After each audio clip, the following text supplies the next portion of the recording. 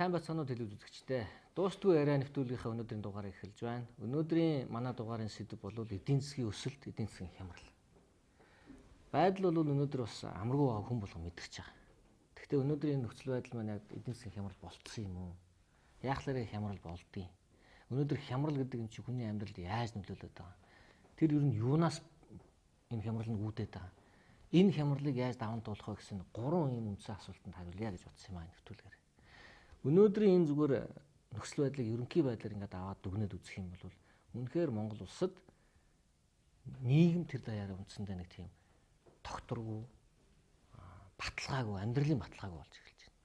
Тэр нь юу юм бэ гэхээр үнэхээр энэ дундаж анги гэж байсан бол бүрдэд дөнгөж эхэлж байсан бол нэг сарын нэг гэр бүлийн дундаж орлого нэг 800 гаруй сая орчим төгрөгийн гэр бүлүүд нэлээд зөнхөлж эхэлж байсан бол одоо орлого нь буурч эхэлж байна. Өнгөрсөн жилийн тоо баримтыг аваад үзэхэд 15 онд ганцхан жилийн дотор дундаж гэр бүлийн орлого 130 мянган төгрөгөөр буурсан байна. Сарын орлого. Өнөөдөр тэр хүмүүс маань цалингүй, доктортой ажилгүй, орлогогүй болоод эхлэхлээрээ ер нь энэ нийгэм айц давтагдаж байна. Маргаашнаас эхлээд би одоо хүүхдийнхээ сургалтын төлбөрийг яах вэ? Энэ гэр бүлийнхээ амьдралыг би яаж авч явах вэ гэж санаа зовсон, айсан зовсон ийм ээж аав нар Монголын нийгэмд маш их болж байна. Тэгэхээр энэ сэдвүүрээ бид өнөөдрийнхөө нэвтрүүлэгтээ улсын хурлын гишүүн Хөрлөбаатарыг өрсөн байгаа. Манай Хөрлөбаатар гишүүн бол урд нь бас сангийн яамд ажиллаж байсан, макро эдийн засгийн чиглэлээр МÜС-д багшилж байсан. Энэ чиглэлээр одоо бас насаараа ажиллаж байгаа юм хүн байгаа.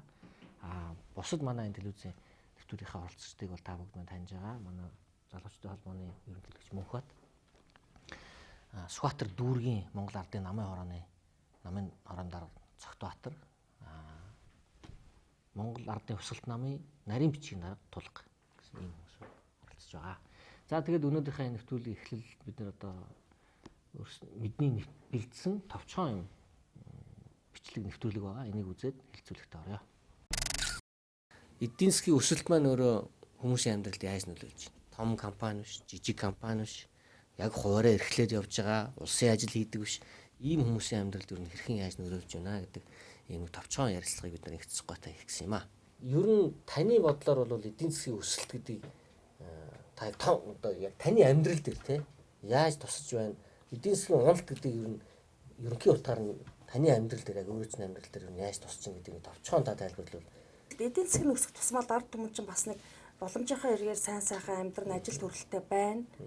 Тий. Тэгээд өөр ингэсэн хуваараа бизнес эрхэлж байгаа улсууд миний хувьд гэхэд бол одоо харилцагч захиалагч нар докторчсон, тоо нэмэгдсэн. Тий, тоо нэмэгдсэн, нэг нэгнээсээ дамжигдаад би одоо ганцхан зах юм хийдэг байсан бол Улаанбаатар хотын ер нь ихэнх худалдааны төвүүд.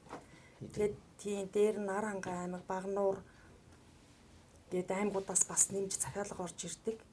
Тийм байсан. Тийм байсан.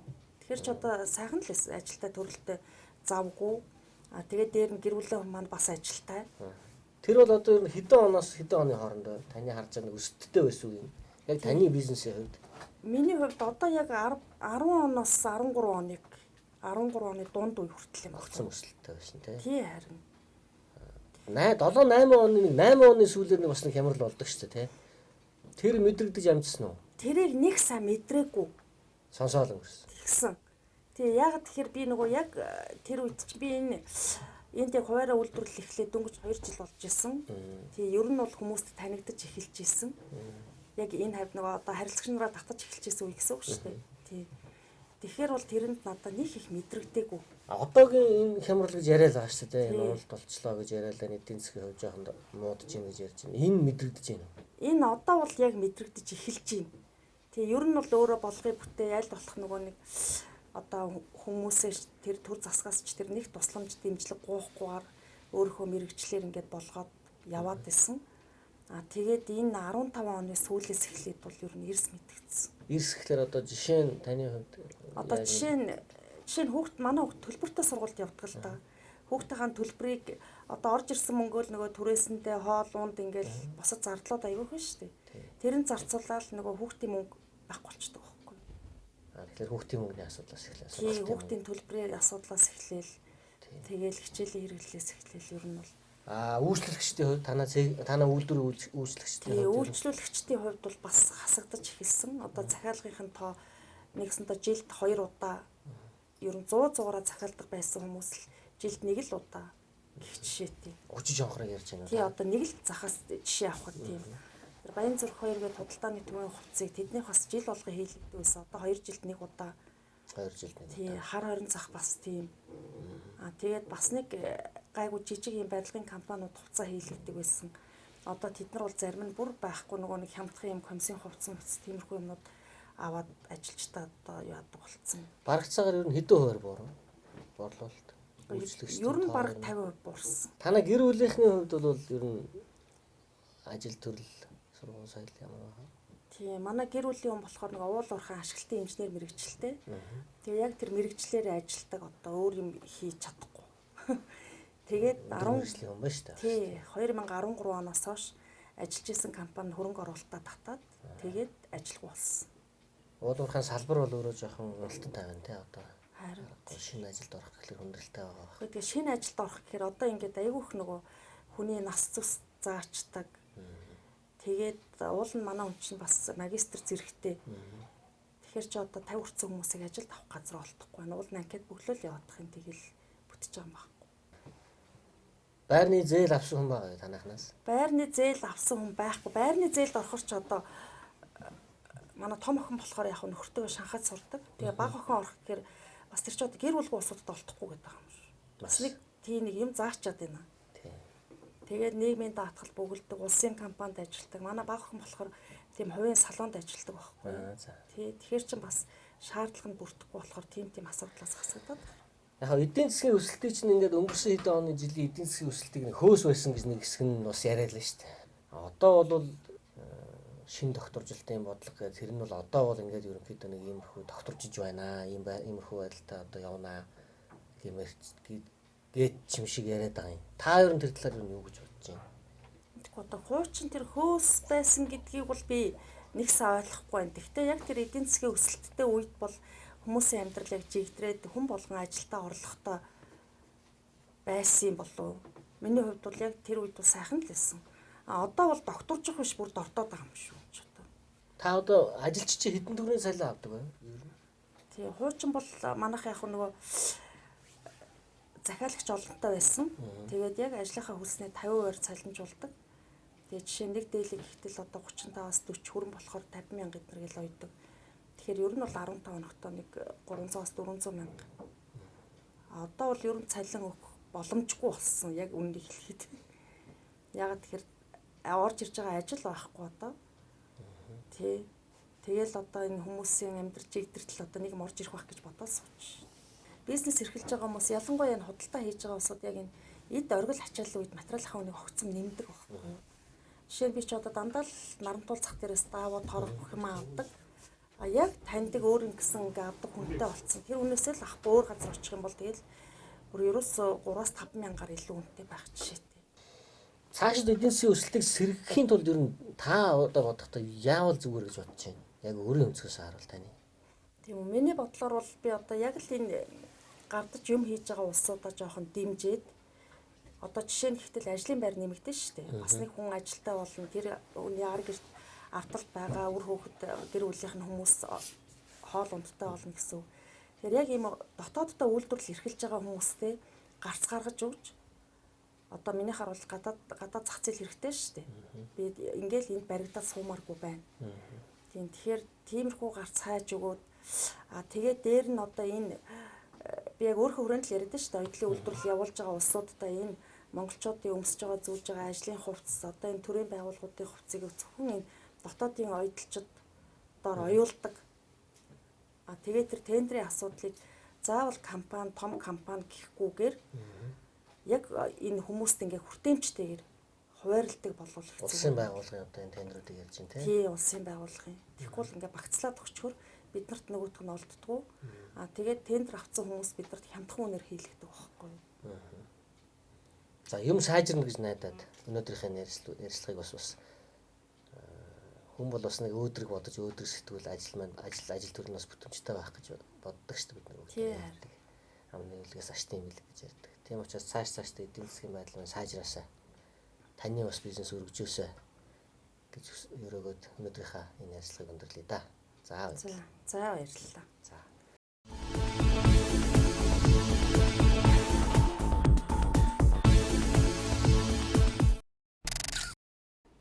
Танаас ихний асуултаа асууя гэж бодлоо. Сая бас манай энэ нэвтрүүлэг авсан хүн хэллээ те. Эдийн засгийн хямрал ингээд боддоор нүүрлж байна. Эхний асуулт ер нь энэ хямрал гэдэг чинь ямар байдлаар одоо өнөөдрийн нөхцөл байдлыг боддоор улс орны хэмжээнд ямар байгаа юм бэ гэдэг энэ асуултаас эхлэе. Та сүүлийн тав баримтыг хэлж өгөөч. За эдийн засгийн бодит байдлыг бол Монгол улсын нийгмийн эдийн засгийн үндсэн үзүүлэлтүүд харуулдаг. Тэгвэл 2 хоногийн өмнө үндэсний статистикийн газраас 2016 оны эхний 2 сарын байдлаар нийгмийн эдийн засгийн бүхэл үзүүлэлтүүдийг гаргаж танилцуул. Энэ дээр үндэслээ би хэд хэдэн зүйлийг онцолж ярмаар байна. За нэгдүгээрт эдийн засгийн энэ хямралтай холбоотойгоор иргэд аж ахуй нэгжүүдийн одоо байдал үнэхээр хүндэрч байна.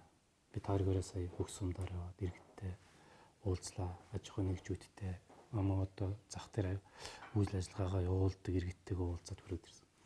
Яг тэдний ярьжсэн зүйлүүд бол энэ тоон дээр орж ирж байна. За тухайлбал юу байна вэ гэхэд үзэхээр иргэд аж ахуй нэгжүүдийн санхүүгийн байдлыг харуулж байгаа орлогын хэмжээг харуулж байгаа энэ зүйл бол нөгөө банкнаас авсан зээлээ эргэж буцааж төлөх чадвар нь хэр болсон бэ гэдгийг харуулдаг. Тэгхийн бол энэ 2016 оны эхний одоо 2 сарын байдлаар нөгөө муу зээл гэж хэлдэг хугацаа итэрсэн зээл бол 970 тэрбум төгрөг болсон байна. Дээр нь чанаргүй зээл байна шүү дээ. Тэрний хэмжээ бол 860 тэрбум. Ингээд нийлүүлээд тооцох юм бол 2 их нийт төгрөгт хүрсэн байна. Энд чинь юу гэсэн үг гэхээр иргэд аж ахуй нэгжүүд авсан зээлээ төлж чадахгүй болоод эхэлсэн байна. Арилжааны банкуд энэ дээр хүндрэл ороод эхэлчихэ гэдгийг харуулж байгаа. Хоёрдугаар нь төсвийн орлого. 2015 оны төсөв чинь 2 удаа тодтогч 3 удаа баталсан. Батлах тусам дандаа бууруулсан одоо гүйцэтгэл нь хүртэл дахиад тасрал гараад ирсэн. Одоо хөдөө аймагуд руу яваад үз. Улс аймгийн бүх сумдууд өртөө гараад ирсэн. Эн чинь бол өөрөө улс орны эдийн засгийн хүндэрч байна гэсэн. Сая эхний 2 сарын байдлаар төсвийн орлого мөн л ялгаагүй тасарсан. Санхүүжих төстэй санхүүжилтүүд хийж чадхаа болсон. Ийм байдалтай байж байгаа. За дараагийн нэг үзүүлэлт бол энэ аж үйлдвэрлэлийн салбарын үзүүлэлтүүд байдаг. Энэ цаагаараа эдийн засаг хямарч байна уу гэдгийг даалд бус аргаар илэрхийлж яадаг үндсэн тоонолд. Монгол улс дэх аж үйлдвэрлэлийн хэмжээнүүд олон үзүүлэлтүүдээр энэ 2015 оны 2 дугаар сартай харьцуулах юм бол дандаа буураад гарсан. Төмрийн үйлдвэрлэл, унтсан элдвэрийн үйлдвэрлэл бүгд хэмжээ нь хэд дахин буугаад явц. Ганцхан эрчим хүчний үйлдвэрлэл өссөн байж харагдаж байгаа. Тэгээ эрчим хүчний үйлдвэрлэл яагаад өсч байгаа гэдээ харахаар энэ үйл нэг бусдаас арай дулаа. Биш хүйтэн байсан тийм ээ. Тэрүүнтэй холбоотой юм болов уу гэж ингэж харагдаж байгаа. Тэгээ тариф бас өсөхтэй яг үйлдвэрлэлийн хэмжээнд бол нэг үний үг авчиж байгаа. Иймэрхүү байдал. Дээр нь гадаад худалдаа. Хоёр импорт бол улс орон дахь одоо эдийн засгийн идэвхжлийг харуулж байгаа нэг үзүүлэлт шүү дээ. Тэгвэл эхний 2 сарын байдлаар импортын хэмжээ бол 14 онд яг мөн үетэй харьцуулах юм бол 2 дахин баг. Өнгөрсөн он 15 онтой харьцуулах юм бол баг 30 гаруй хувиар дахиад буурсан байна. Тэгвэл үйлдвэрлэлд өөрөө хомигдсон. Импорт хомигдсон.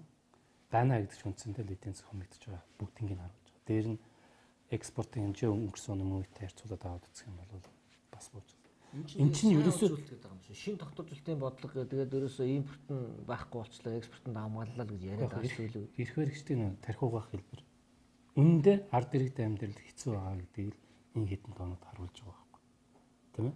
Аргагүй болоод юмаа хумаад эхлээд ингэсэн. Тэгэхээр энэ эдийн засгийн бодол энэ өнөөгийн нөхцөл байдал юу хөрөгч вэ гэхээр ерөөсөө эдийн засгийн бодлогын алдаанууд, өмнө хийсэн алдаанууд энэ бүгд хоригдлогдож орж ирэл энэ дээ нөлөөлж байгаа. Одоо сүүлийнх дараагийнхаа сэдвүүлөөгөө орё л да. Эдийн засгийн өнөөгийн нөхцөл байдал юунаас болоод үүсвэ? Ямар одоо буруу шийдлүүд нь байсан уу? Буруу шийдвэрүүд нь байсан уу? Яг улс төрчид ярихлаар нэг нэгэндээ нэг хороо жижигт дуртай байдаг те. Намууд хоорондоо хэрүүл ихлээр одоо юу гэдэг улс төрийн маргаан болоод явдаг. Гэхдээ өнөөдөр хүмүүсийн хувьд бол бас бодитоор те яг ямар шийдвэрүүдээс нь болоод ямар асуудлаас болоод өнөөдөр энэ хямралт нөхцөл байдал үүсч байгаа гэдэг нь илүү сонирн байж магадгүй. Хамтаа хүмүүсээс сонсч ярих юм уу? Би бол энэгээр та эхэлжээд босноос ингээ би хэлье хараа. Энэ өнөөгийн эдийн засгийн хямраадсан зүйлүүд олон хүчин зүйлүүд нөлөөсөн. Үүнээс би 80%-ийг нь эдийн засгийн бодлогын алдаа хөрөнгө оруулагчдыг үргээсэн бол голлож нөлөөлнө гэж үзэж байгаа. За үлдсэн 20% нь юу гэхээр Монголын одоо зарим экспортын бараануудын үн дэлхийн зах зээл дээр 2014 оны төгсгөлөөс эхэлж унсан нь нөлөөлж байгаа. Энэ нь бол ихтэй 20%. За юу дээр алдаа хийч вэ гэхээр эхлээд эдийн засгийн бодлогын алдаанууд. Эдийн засгийн бодлогын алдаа гэхээр төсвийн бодлого мөнгөний бодлого ярина. Төсвийн бодлого дээр яг ямар алдаа хийч вэ? Тэгэхээр одоо нэг үзүүлэлт. 2013, 2014, 2015 онууд дээр 3 жил дараалаад Монгол улсын төсвийн тэнцэл дотоодын нийт дэвтгүүний 10-аас 5% тэнцэх хэмжээний алдагдaltaй болсон. Тэгэхээр төсвийн алдагдал гэдэг юу? Одоо тулгаад өнөөдөр 300 мянган төгрөг хэрэгтэй зарцуулах шаардлагатай байдаг. Карманд нь 200 байхаар үлдчихэж байгаа 100 мянган тулгаа явах. Тулгаа бол зээлнэ дээ. Зээлж авна. Тэгэхээр энэ хүний хувьд бол дутагдж байгаа мөнгөө зээлээр авчиж байгаа. Тэгвэл улсын төсвийн алдагдал гэдэг бол осноосоо илүү хэмжээний мөнгийг зараад байхаар зөрөө хэмжээнд зээл болж хувирдаг. Ийм ч учраас өнөөдөр 12 оноос хойш төсвүүдээр тавигдж зээлийн хүү төлж байгаа мөнгө 974 тэрбум төгрөг төрсөн. Урд нь 37 байсан ш. Ингээ 26 дахин өсчихөж байгаа. 974. 11 оны төсвүүдээр тавьжсэн мөнгө 37 тэрбум төгрөг тавьдгүйсэн. Одоо 970. Энэ улсынхаа төсвийн хөрөнгө оруулалтаас зээлийн хүү төлж байгаа мөнгө даваа явчихж байгаа. Одоо өнөөдөр улсын төсвөөс хөрөнгө оруулж байгаа мөнгө хэдэн хөрөнгө оруулалт явуулж байгаа. Нэг 700 600 байгаа шүү дээ. Гэтэл очоод 700 хэдэн тэрбум төгрөг орсон. Зөвхөн хүү төлж байгаа. Энэ 37 байсан. Тэгэхээр төсвийн алдагдaltaй өндөр явангууд тэр Монгол улс одоо өөрийнхөө хэмжээгээр дэлхийд 2-т орчлоо шүү дээ. Дотоодын нийтгэгдсэн эзэлдэг дөрвийн хэмжээгээр дэлхийд 2 дугаар байранд мөнгөн медальтай болсон. Тэгэхээр энэ төсвийн бодлогын алдаа өнөөдөр явсараад Монгол улс хөртөө болгосонд нөлөөсөн. Дээр нь төсвийн одоо орлогоосоо бид нар 6 төгрөгийн нэг төгрөг болгоныг бид нар хүйдэлж зөвхөн хүйд. Энэ бол өөрөө ингээд буруу бодлогын өнгөрсөн хугацаанд явчихж харж байгаа. За төсвийн бодлогын өөр нэг алдаа нөхөр төсвийн бодлогын тоон худлаа болдог гэсэн. Дотор нь ямар ч бодиттой зүйл байхгүй болсон. Жишээлбэл зах зээлийн долларын ханш 1876 байж байгаа төсвтөр 1384 гэсэн үед явж байгаа жишээ. Тэгээ бүтэн жилийн нүгээр явуулчих чинь. Дээр нь одоо сая 15 оны төсөв гэхээр чинь 2 удаа доддогч 3 удаа баталсан төсөв бүх тоон худлаалал байгаа. Яагаад өрөөсч вэ? Яагаад байгууллагууд энэ орон нутгийн төсөв өөртөө очив гэдэг чинь үндсний бодлогын алдаанууд нь явагдсан учраас. Ингээд төсвийн бодлогын алд. Дээр нь мөнгөний бодлого төр ямар алдаа гарваа. Мөнгө тогтворжуулах хөтөлбөр нэртэй гоё хөтөлбөрийг хэрэгжүүлэхдээ мөнгө хевлээд хийсэн. Мөнгө хевлэж мөнгө тогтворжуулах хөтөлбөрийг хийсэн. Уг нь зүүн яах ёстой гэхээр тэр хөтөлбөрийг гаргаад төсөвтэй суулгаад дээд санхүүжүүлээ явуулсан бол зүгээр дүндхөр байтал аваачаад нөгөө Герман улсад хэвлсэн мөнгийг чинь аваачаад зээл болгоод өгч байгаа. Тэгэхээр тэр хэмжээний мөнгө чи эдийн засгт орохоор юу болох? Мөнгийг цааслуулж уурна шүү дээ. Тэгэхээр төгрөгийн худалдаа авах чадвар буурна. Тэгээд долларын хашаа хөөрөгдөн. Ийм л зүйлүүд бас. Дээр нь тэр 4 их 80 төгрөг гэдэг бол асар их хэмжээний мөнгө. Төсвийн орлого одоо 15 оны төсвийн орлого бол 6 их 80 байхгүй. Жилд улсынхаа төсөвтэй тэнцүү хэмжээний мөнгийг хэвлээд цөөн тооны аж ахуй нэгжүүд тийм ээ цөөн тооны аж ахуй нэгжүүд ус төрөөрөө холбогддог юм уу эрх ашигаараа холбогддог юм уу тийм хүмүүсүүд зөв майг тараад өгсөн. Хэвлж авчирсан.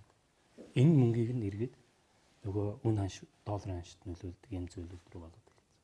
Энэ бол яхаар хүн бодлого. Яг Хөрлөбатар гишүүн бол сая илүү санхүүжүүний талаар ярьлаа шүү дээ. Төсвийн мөнгөний талаар ярьлаа, төсвийн бодлогын талаар ярьлаа, мөнгөний бодлогын талаар ярьлаа. Бусад өөр өнцгөөс нь авч үзэх юм бол одоо энэ өнөөгийн нөхцөл байдлыг үүсгэж байгаа гол шалтгаанууд нь тодорхой шийдвэрүүд нь юу вэ гэж та нар үзэж байна? Би нэг ганц хоёрын асууж идэх үү. Одоо би үл эдийн засагч биш. Тэгэхээр их хурлын гишүүн ирсэн дээр одоо дахиад долларын ханш өсөх үү яах вэ? Яа шүү. Одоо өнөөдөр бол 2040 байна тий. 47 байна. 47. За тэгвэл энэ 47 маань цааш өсөх үү? Мөнх хот энэ юм байна. Доллар гэж мэдээж ханш нь бол эрэлт нийлүүл дээрээ тогтдог. Тийм ээ. Тэгэхээр төгрөгийг тогтвортой ойлгоход нөлөөлж идэх гол зүйл бол Монгол Улсын валютын нөөц. 2012 оны сонгуулийн дараа Сүхбаатарын Батболдод ерөнхий сайд бол дараагийн ерөнхий сайдад 2.6 тэрбум долларын нөөцийг өглөөлж өгсөн. Энэ 2.6 тэрбум долларын нөөц бол монголчуудын өөрийн мөнгө байсан. Өнөөдөр Монгол Улсын валютын нөөц нийтээр 1.3 тэрбум доллар. Гэхдээ энэ нь монголчуудын мөнгө биш. Хятадаас авсан swap зээл. Өөрөөр хэлбэл Монгол улсынхаа валютын нөөцийг нэг улсын авсан зээлээр бүрдүүлчихсэн байна. Тэгэхээр 2.6 ч дууссан. монголчууд юм уу? Дуусгаад. Дахиад хасах 1.2 өнөөгдөр 4 ашиглаад тэр 1.2 гэхээр үндсэндээ хасах 4 тэрбум доллар алгуулсан байгаа байхгүй. Тий. Тэгэхээр одоо юу болж байгаа нөхөр валютын нөөц нь өөрөө ингээд буучлаа шүү дээ. Тэр төгрөг өөрөө доктортой байх үгүй шүү дээ. Тийм ээ. Дээр нь энэ их өр дэлхийд өөрийнхөө хэмжээгээр хоёр жагсчлаа гэж байгаа. Энэ өрөөдийг бид нар төлнө. Сонгуул өнгөртөл галууж үйлсэн ч хамаагүй гэсний сэтгүүгээр хандж шүү дээ. Ирнэ. Тэгэхээр одоо сонгуулийн юу ч хамаагүй бүгдийн санхүүжүүл. Гэтэ тэр нь чадахчгүй гаргаж өгч. Мөнгө өгч чадах мөнгө нь байхгүй. Тэгэхээр валютын энэ доктортой байх үгүй.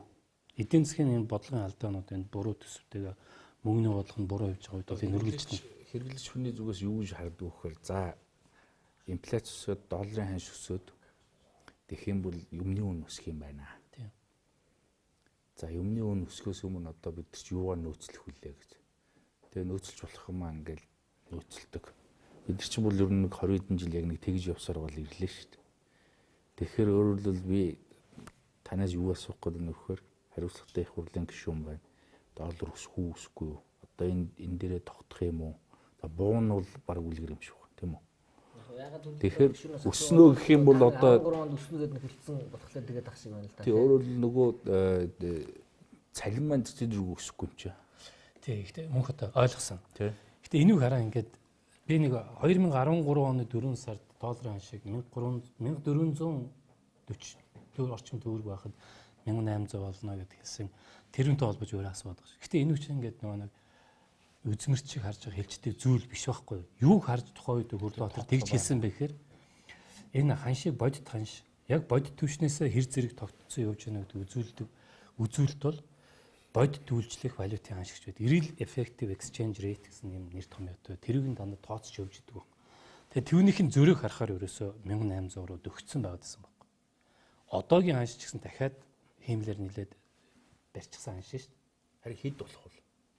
Та тэр үед 1800 одоо хэд болох вэ? Таныг бас хилчээр тэр чинь болчиход байгаа учраас би бас нэг мөнх одоо хэрэглэгчийн хувьд бас нэг цалин би одоо ингээд тоо хийж боломжтой шүү дээ. Тоо хэлж болж байна. Гэхдээ сонгол болно одоо 6 сар 29-нд. Тэр эрх баригч нар яах вэ? Долларын ханшийг хөдөлгөөд авах сонирхолт тэдэнд байх уу? Байхгүй тийм ээ. Тэгэхээр ямар ч үнээр хамаагүй энэ валютын ханш барих оролдого угаасаа сонгол гэдэг зүйлтэй давхцаад явна. Тэгэхээр одоо энэ хүртэл тийм ээ. Сонгол өнгөрт 29 хүртэл ойлгох юм байна.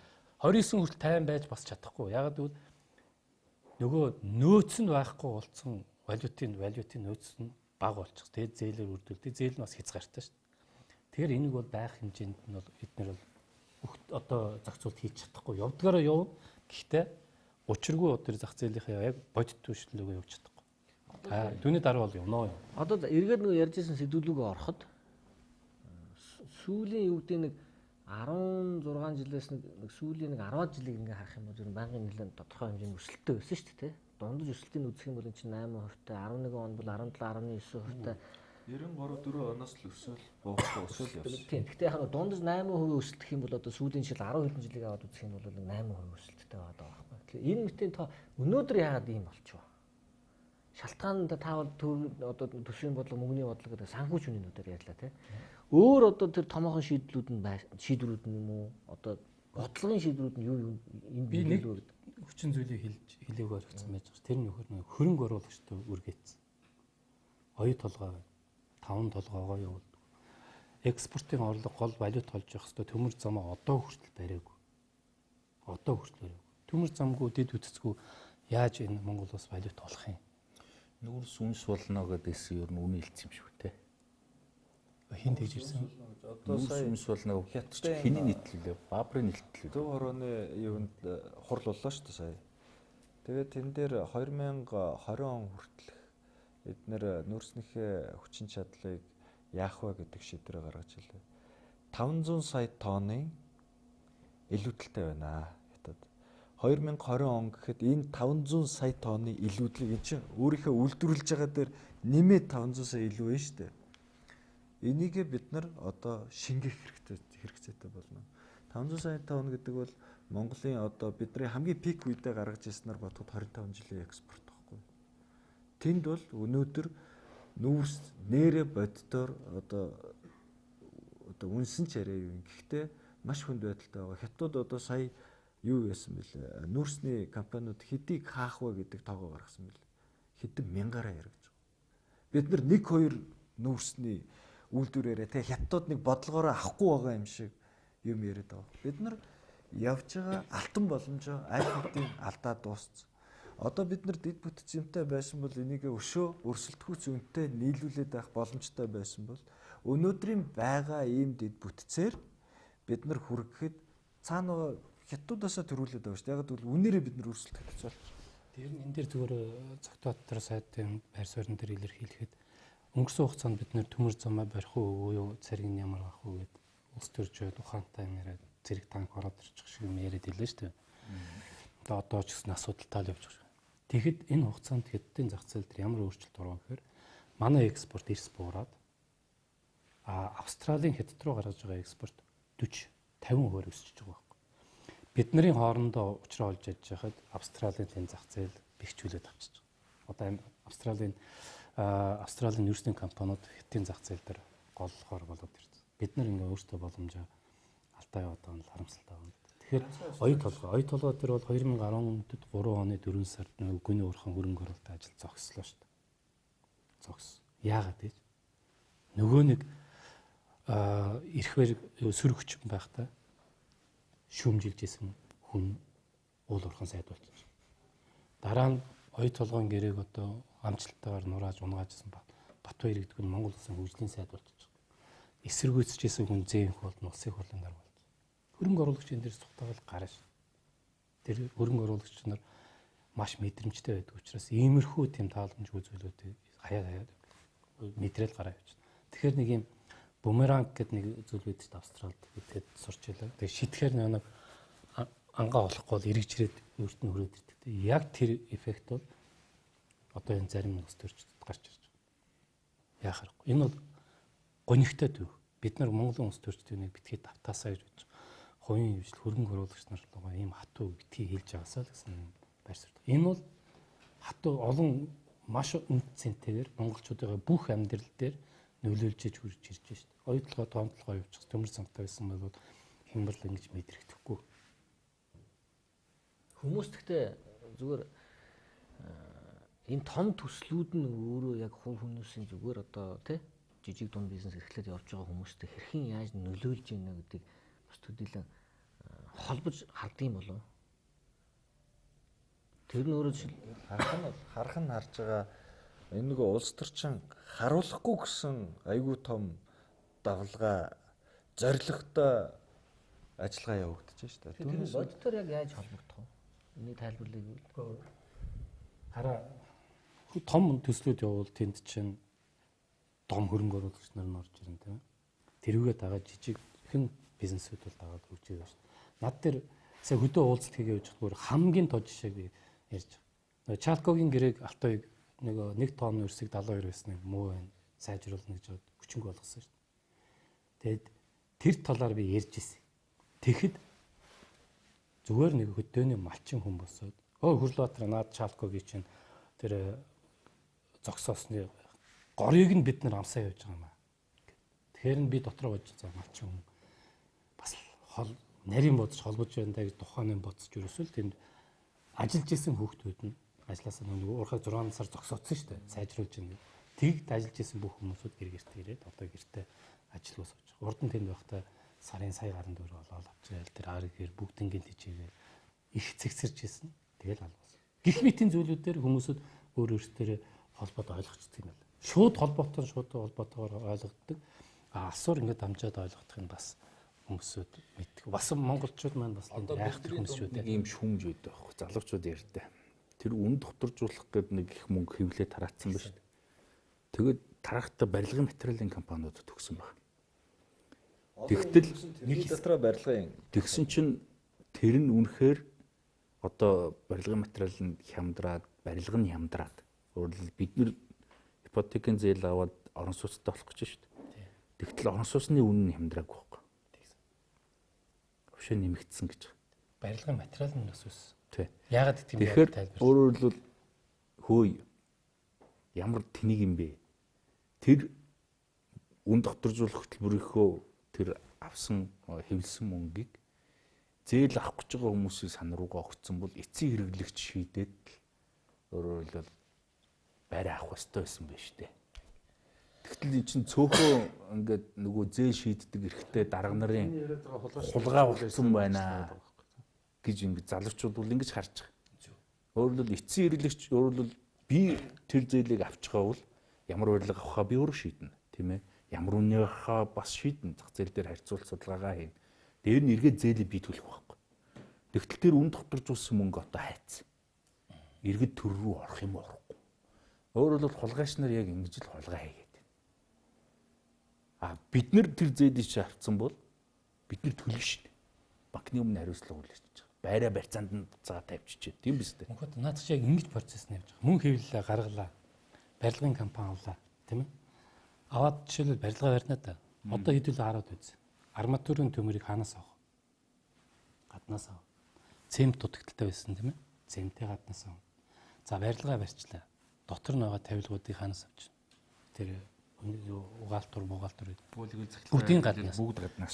Тэгэхээр цаасан мөнгө хэвлэлээ энэ компаниудад очлоо. Энэ дараа нь гаднаас юм авахын тулд энэ яах? Нөгөө доллар болгоно. Доллар гэдэг чинь валютын нөөц чинь ингээд унж байгаа шалтгаан чинь энэ баг. 4 их 80 төгрөг үн докторжуулалт хийсэн. Яг тэр хугацаанд Монгол улсын валютын нөөц бараг тэр хэмжээгээр 2 тэрбумаар 900 валютын нөөц бууж байгаа байхгүй. Өөрөөр хэлбэл мөнгө хэвлээ гарсан нь эргээд валютаа гэж. Тэгээ валютын ханш нь яваад эхлэнэ. 1384 байсан ш. Тэр нь явсаар байгаад одоо ингээд 2047 болсон байна. Энийг горыг тэр хэдэн компанид цөөн тооны аж ахуйн нэгжүүд авсан мэт харагч байж яг бид бүгдээрээ карманаасаа төлж байгаа юм. Энэ бол яг энэ бодтой байна. Тэгэхээр өөрийн чинь хэлж байгаа нэр томьёот би санал нэг байна. Хүн болгоны карманаас мөнгө халааслаа. Тэр агуулгаар уулгаж хэлсэн байгаа бах тийм ээ. Өнөөдрийн юм аудитор одоо хэрэгжүүлж байгаа энэ арга маш өөрчлөлтөг багш тийм. Одоо яаж өөрчлөлт? Одоо миний ойлгож байгаа нэг юм болчихсон. Сая шинэ нэг ипотекийн зээлийн журам нь батлагдахад ганцхан хотын захаас 80 хүртэл квадрат метр байрыг хотын захаас авна гэсэн тийм журам гарч байгаа шиг байна тийм. Энэ нь бол өөрөө эргээд одоо юу гэдэг яг энэ хямарж байгаа эдийн засгад тодорхой хэмжээгээр түлхэц болж эдийн засгийг өсөлж байгаа авчрах уу эсвэл бол дахиад эргээд өмнөх ипотекийн зээл шиг буруу нөлөөлөх маш хэцүү. Зөвхөн түн хамраг өөрчлөлтөө төлөөд ордог хүн ер нь яг тэгэхээр юм байхгүй байхгүй. Аудит юм чинь нөгөө байхгүй шиг байхгүй. Өөрчлөлтөө Зүгээр өнөөдөр ингэж яриад байна шүү дээ. Өөрчлөлтөө 5 байна уу, 10 байна уу, 3 байна уу? Яг төлөөд байранд орох орлоготой хүмүүс байхгүй болсон. Байгааг залуучууд бол өнөөдөр тэр журам нь яаж гарах нь бол одоо өдөржингөө хүлээгээд одоо хэрэгжилт рүү ингээд ороход нь материалаа бэлдээд явж байгаа зөндөө залуучууд байна. Тэр түрээсийн юмд нь орох гэдэг хүмүүс ч байна. Одоо залуучууд бол юу гэж ирж байгаа нөхөө. За эдгээр сонгуул Монгол янз бүр юм хийдгэлэн боо. Одоо ингээд нэг хямдруулаад авсан дээр нь гялсмас такуччод нэг байрны зээлэнд ороодох юм. Тийм байгаа юм зөвхөн. Гэдэг тийм л юм явж штэ. яг хөө чи ингээд 1-2 танилаараа ань чин ийм байхгүй. Ерөөсөө яг сая энэ эдийн засгийн суур үндсэл дээрээ л юм тогтож явна шүү дээ. Түүнээс 1-2 хүний хар биш. 30%-ийг төлөх чадвартай хүн хотын захад 80 м² хүртэлх байр ахгүй. Одоо асуудал чи эндээ байгаа. 30% чинь давж чадахгүй байгаад байсан учраас энийг бууруулж өгж ийж дараагийн тэр 5% чинь хамрагдах боломж байгаа гэсэн. Тэгтэл одоо энэ 30%-аараа байж хахад яг хүнээр тоглож байгаа юм шиг.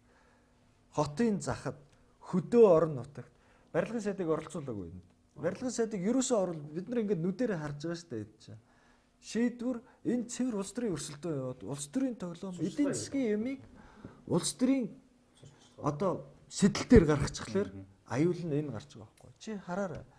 Одоо тун удахгүй энийг анх шийдсэн чинь ямар зориултаа шийдсэн гэхлээр улс төр байгаагүй. Энэ Монгол улсын хувь яваагүй шиг л бас 5% үлгэр болно л гэж таад хэлэх гээд байна. 6% явж исэн. 6% байгаагүй бол 8%-тэй зээл ипотек гэдэг чинь айгүй хүнд тогтолцоо. Монголд ингээд оруулж ирэхэд тийм амархан хүн ойлгочдөг тогтолцоо биш. 2003 оноос яваад тэр 6%-тэй тогтолцоо чинь байсан учраас яагаад дараа нь өөрчлөх хэрэг гарсан гэж сүүлдээ өмнөх засгаа ингээд муулжил хийсэн болохоос яг жинкнээсээ бол тэр үед чинь нөгөө үл хөдлөх хөрөнгөний чинь үн дэцэгт орсон баг. Ингэнгүүт энийг зогсоох хэрэг гарсан баг.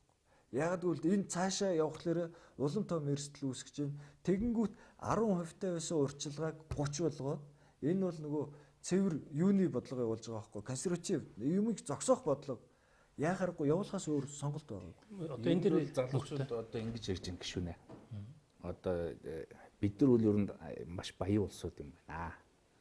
Бид нар дэлхий дээр байхгүй одоо үнэтэй барилга авч байна. Баш авч байна. Апартмент. Хоёрдугаарт дэлхийн альж банкнд байхгүй өндөрхүү бид нар төлдөг юм байна. Гэхдээ ямар ч үсэн одоо чадан ядан одоо хоёулаа гүрийж гад ээж аав эмээ өвөө бас дэмжиж ямар ч үсэн төлөөд байна. Тэгээ энэ одоо хизээ дуусах вэ гэж асууад. Одоо хизээ бид нар ингээд жишээ нэг нормалны одоо олон улсын хүний одоо дунд түвшин дээр очисон хүү төлөөд дээр нь байр савных нь үнэн одоо бас нэг буугаад тийм ээ бид нар нэг орох орон ойчхоо ихтэй болох байл гэж асууад байгаа юм. Өөрөөр хэлэх юм бол зээлийн хүү хизээ буухад гэж асууж шүү дээ. Тэгэхээр ингээд бид нар чинь ингээд зээлийн хүү нийтээр яаж хизээ буухад гэж амар өндөр үнэтэй бид нар хүү төлөөд ш. Одоо жишээ нь ягаад нэг гадны жишээ нь банк ороод ирчих болтгүй. Өнөөдөр ийм зээлийн хүү яагаад өндөр байгаа вэ? Ингээд асуудлууд ингээд ундраад байгаа байхгүй тийм. Асуудал гаргаж ирж байгаа байхгүй. Одоо зээлийн хүү яагаад Бидэрт бол өнөөдөр одоо улс төрчид тэр лаглаг инфляц гээд лаг зураг мураг үзүүлээл ингэсэн тэгсэн гээд ярих бол бидэрт бол өшөө сонирн биш болсон. Одоо бид нар юу сонирм гэхээр яг харманаасаа хийдэг төлөөд бид нар байртаа болж чадах бай. Мөнхөд энэ хүмүүс гараад ингэцлээд энэ ярьж байгааг сонирн биш гэж яг наадах сэтгэхгүй гэж юм болоод байгаа байхгүй. Хамгийн гол мөнхөд та нар ингэ залуу хүмүүсүүд тэр тусмаа та нар энэ буруу болж байгаа зүйлийг буруу гэдгийг л хэлж чадах хэрэгтэй. Буруу юмыг застдаг байж энэ Монгол улсыг эсрэх хэрэгтэй болохоос биш. 12 оноос хойш улс эдийн засгийн бодлогыг сөрөг хүчин бид нар 1000 буруу гэж хэлээ. Тэр графикийг үзүүлээд ийм алдаа гараад би өөрийн зээнх бол сайхан билэг энэ Гарамгаа Баатрын өрөөнд би хүсэл тавьж байгаа цаг 30 минутын турш юунаас болоод хямраад байгаа юм бэ? Монголчууд 8-9 онд хямрсан шүү дээ, тийм ээ? Гараад ирсэн. 2000 оны тэр бас л хямрал, бас л лайтайхан гараад ирсэн. Одоо энэ юунаас хямралаас гарах бүрэн боломжтой. Даваад гараад ирчихсэн туршлагатай байхгүй. Тэгээ үүнийг хийдэг хүмүүсүүд нь энэ асуудлаа ойлгодог. Энийг нь бас дэмждэг байж байхгүй бол тэд нар юу ярьж байгаа юм бэ? Яг миний амьдрал одоо зээл хийдэг төлхөө гэдэг энэ зүйл дээр тэр тусмаа нийгэм идэвхтэй боловсролтой хүмүүсүүд энэ дээр чимэг байгаад буруу болчихдог. Тийм учраас юунаас болов гэдэг сайн ярьдаг. Юунаас болж байна? Одоо хизээ яавал уг нь би тэгээ сая бодлого зээлээ тийм ийм бол одоо зээлийн хүү. Одоо энэ моргижийн ипотекийн 5% хүү. Энэ бол бодлогын бичиг баримтад суух хэрэгтэй байсан биз. Тэгэхээр эдийн засгийн бодлогын бичиг баримт тэгэхээр 16 оны төсөв дээр суух хэрэгтэй. Мөнгөний бодлого дээр суух хэрэгтэй. Аль алинд нь ипотекийн энэ хүүг 8-ыг 5 болгох тухай асуудал суусан уу? Огт суугааг.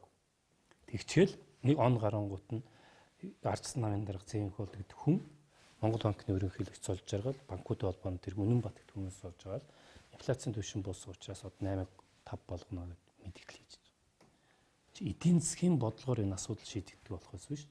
Нэг шөнө утцаараа өглөө зүйдээ ярьдаг энэ нийгэм тогтолцоо байж болохгүй шүү дээ. Ийм учраас энэ Монгол улс чинь буруу замаар байдаг. Маш сайн боловсруулад хилцүүлээ төсөвийн бодлого төр мөнгөний бодлого төр оруулж ирээ хийсэн бол энэ ямар ч зүйл байхгүй. Одоо залуучууд хүртэл хоорондоо ярьж шít. Ашиглаад авъя. Шийдэж хөрлөөрэй яг тэгж гэж юм баггүй. Тийм сэтгүүгээр ашиглаад авъя л гэж. Тийм сэтгүү болгоцсон шүү. Уг нь бодлогын бичгээр өдрөөс суудсан бол баг. 5 төлөх нь бид дээр нь сая хөнгөн байгаа.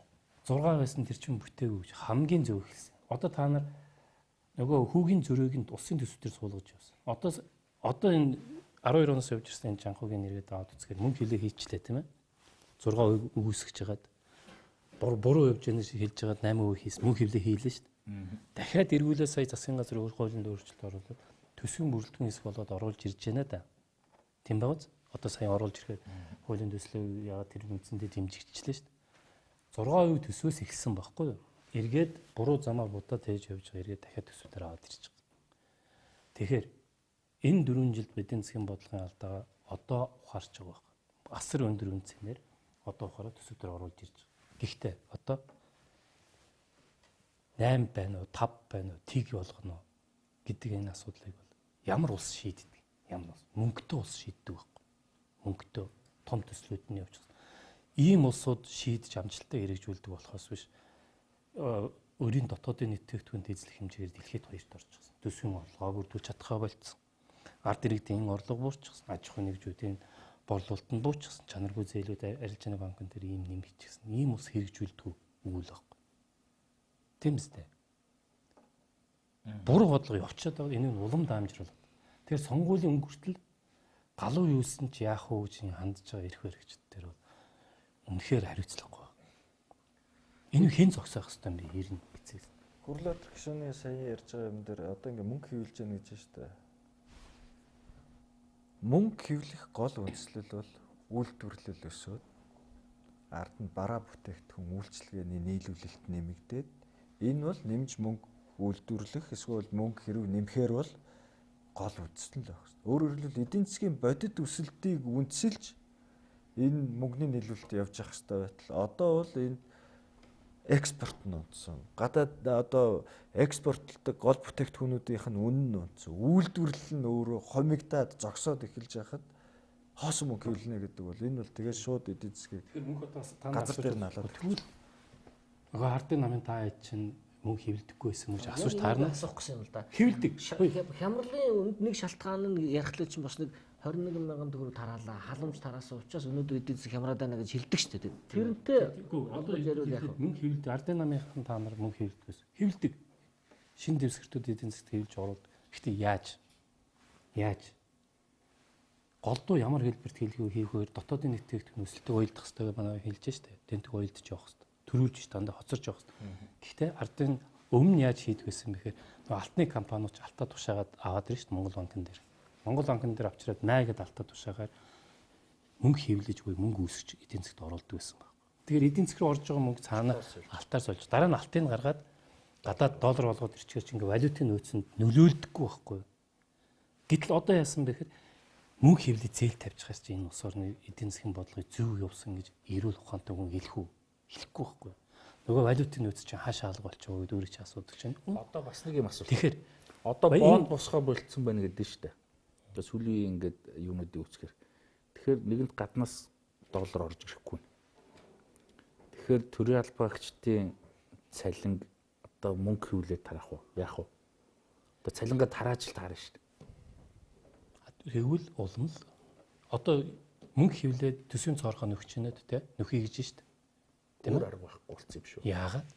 Өөр ямар арга вэ? Өргүү зардлуудаа болил л доо. Өчтөж хэмнэлтэй хий гэж. Төсвийн бодлогын алдаагаа эртхэн засаж энэ суур үзүүлэлтүүдэд сайжруулахгүй учраас тендер мендерүүдээ бол бүгдийг нойлчмор юм байна шүү дээ. Тэгээд цалингаа тавиад тэгээ бүр болохгүй бол ажилтнаа цомготгож эхлэх. Өөрөөр хэлбэл тийм л арга хэрэгсэл рүү бол орох юм байна гэж. Яг яг энэ бодлого үргэлжлүүл тийш орно. Гэхдээ эдийн засгийн хямрал гэдэг чинь бол эдийн засгт туссан өвчин. Өвчин баггүй юу? Тийм ээ. Тэгэхээр өвчнийг яаж идгээд вэ? Эхлээд оншоо зөв тавих хэрэгтэй. Өдөр чинь телевизээр гараад өөртөө хийсэн юмыг магтаад байна гэж тэр эдийн засгт туссан өвчнийг оншилж чадчихгүй шүү дээ. Ирүүлэр энэ юунаас болоод энэ эдийн засаг өвдөжгүй гэдэг тодорхойлох хэрэгтэй. Өвдөжтэй хүн эмчилгээ хийлгдэг биз дээ. Эмчилгээ хийлгэх нэм хүн тариа тариул. Яг үүнтэй адилхан эмчилгээ нь бол энэ төсөв мөнгөний бодлого зөв болох байхгүй. За гэхдээ өглөө нь босож эмээ уучаад 2-3 өдөр айл хийсч явж байгаад ирээд тариулаад маргааш өглөө нь босоод аяг тагшин мэргүүлээ яваад тэр хүн өвчнөөс салахгүй шүү дээ. Эдийн засгийн бодлогыг муу ялгаа байхгүй яг энэ хүний өвчин эдгэж байгаатай адилхан эдийн засаг туссан энэ өвчнийг бол маш зөв бодлогоор эмх зэгцтэй хатуу зохион байгуулалтаагаар авч хэрэгжүүлж тэр өвчин эдгэн. Тим хүнд Монгол улс хямарчлал байсан. Дэлхий ч хямарч гарчлаад болно. Бас нэг асуулт. Одоогийн энэ хэд биш. Яг би энэ дээр нэг асуулт асууад түрүүний нэг ядагтай холбоотой. Хямралын нэг шалтгаан нь тэр 21 мянга тараалаа халамжийн мөнгө тараасан гэж яригддаг шүү дээ. Энэ бол одоо жишээл одоо юу гэдэг өнөөдрийн хямралын их ус юм уу биш. Хоёул нэг тоо удаж тавлаа. Маш ингийн. Тооны машин гараад бодож бол. Сар болгон Монгол зөвхөн хүүхэд биш. Бүгдэнд нь 21 мянга төгрөг өгчсэн. Энэ хэдэн тэрбум төгрөг зарцсан бэ? Одоо ярьж байгаа нь баг юун Чингис бондоос 3 дахин их мөнгийг тэгээ 21 мянга өгч зарцсан гэж хүмүүс ярьдаг шүү дээ. Зүгээр энгийн тоо удаад. Чи одоо наанаа давхрууд.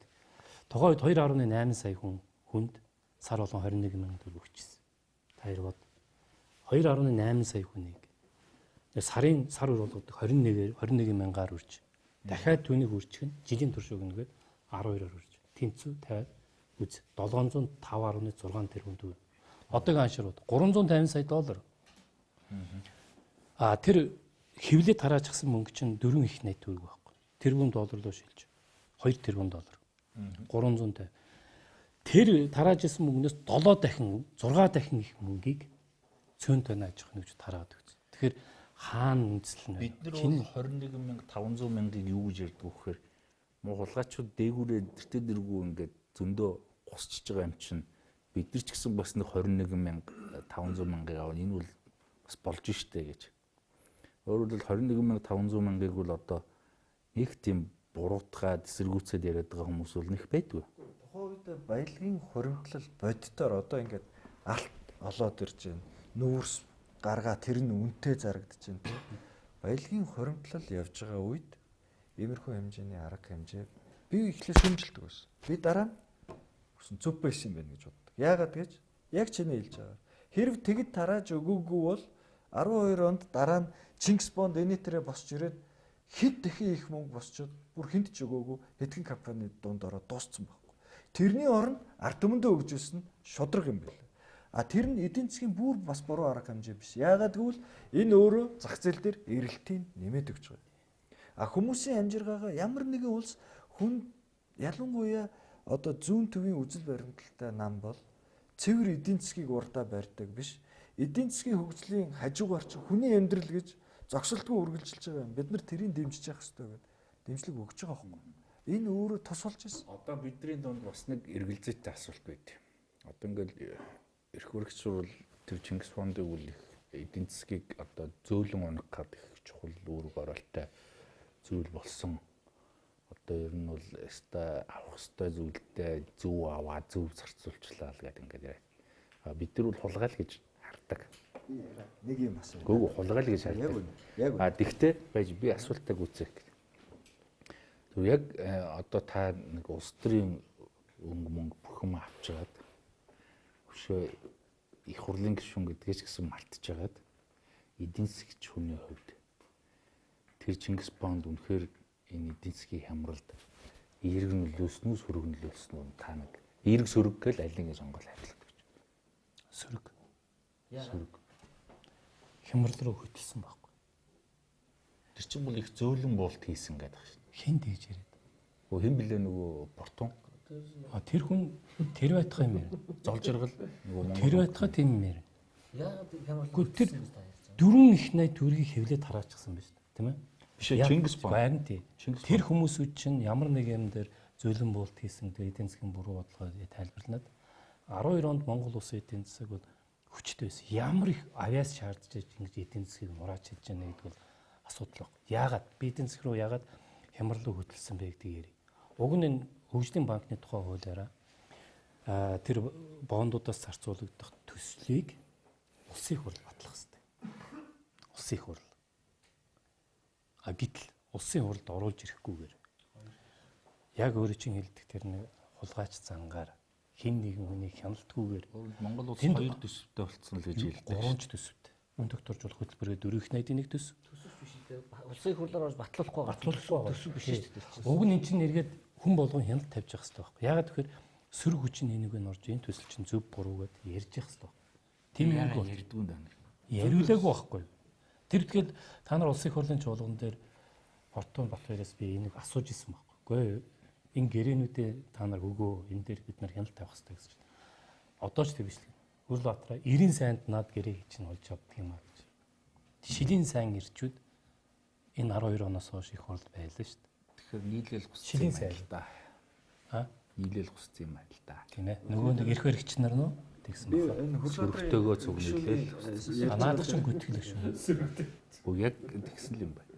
Чи яаж Одоо ингээд жишээ нь Чингис Бонд ингээд босчлоо гэхэд зарцуултан дээр нь яагаад ингээд та нар хяналт тавьж чаддаг. Та нар чинь бүхэл бүтэн их хурлын гишүүн шүү дээ. тийм ээ тийм. Энэ одоо чи мөнхөтэй аягүй Их хурлын гишүүн чинь одоо бүр болдгоо мө гэхэд ганцхан Ганбаатар л хөрхий босоол яриад болохгүй байна гэж яриад байдаг биш. Та нар ч гэсэн бас ярих хэрэгтэй шүү дээ. Ер нь бол ярмаар байна шүү дээ. За 13 оноос хойш бид нэр нэг яг ардын намайг бүлэггүйж байлгалаа.